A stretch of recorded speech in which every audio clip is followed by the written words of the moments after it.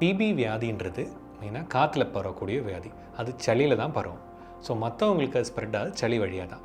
So அந்த சளி மற்றவங்களுக்கு படாமல் இருக்கிறதுக்கு நம்ம மாஸ்க் போடவோ மூக்கையும் வாயும் கவர் பண்ணவோ செய்யணும். இன்கேஸ் நம்மளுக்கு சளி வெளியில் வருது, நம்ம வீட்டில் இருக்கோம்னா அது வாஷ் பேஸில் போட்டு ஃபினாயில் ஊற்றி கழுகினா போதும். வெளில இருக்கோம் அந்த டைமில் கொஞ்சம் மண்ணை மாந்தி அதுக்குள்ளே போட்டு புதைச்சிடலாம். இல்லை நம்ம தீ எதாவது எரிக்கிறோம், வேஸ்ட் எதாவது எரிக்கிறோன்னா அதில் பேப்பர் கப்பில் எரிச்சிக்கலாம். மெயினாக நம்ம மற்றவங்கக்கிட்ட போகும்போது இந்த காஃப் எட்டிக்வெட் இருமுறது ஷர்ட்டுக்குள்ளேயோ எல்போக்குள்ளேயோ பண்ணிக்கணும். டைரெக்டாக அவங்க மேலே படாமல் பார்த்துக்கணும். முதல் ட்ரீட்மெண்ட் ஆரம்பித்து 2 வாரத்தில் 2 மாதம்தான் படறதுக்கான ரிஸ்க் அதிகம்.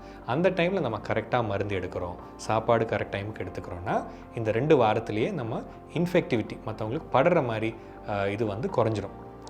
அதுக்கப்புறமும் நம்ம இதெல்லாம் போட்டுக்கிட்டால் நல்லது. இன்னொன்று, நம்ம இருக்கிற ரூமை எப்போவுமே காத்தோட்டமாக இருக்கணும். ஸோ ஜன்னல் கதகெல்லாம் திறந்து நல்லா காத்தோட்டமாக இருந்தால் அதில் பிரச்சனை வராது. நம்ம நார்மலாக யூஸ் பண்ணுற எல்லா இதுகளும் பிளேட்டாக இருக்கலாம், கப்பாக இருக்கலாம், வீட்டில் இருக்க மற்றவங்க கூட ஷேர் பண்ணிக்கலாம், ஒன்றும் பிரச்சனை இல்லை. நம்ம ப்ராப்பராக மருந்து எடுத்து கரெக்டான ட்ரீட்மெண்ட் எடுத்து இது பண்ணிக்கிட்டாலே டிபி மற்றவங்களுக்கு வராமல் நம்ம பார்த்துக்கலாம். நம்ம வீட்டில் இருக்கிற மற்ற கூட இருக்கிறவங்களுக்கு டிபி வந்திருக்கான்னு நம்ம ஸ்க்ரீன் பண்ணி பார்க்கணும்.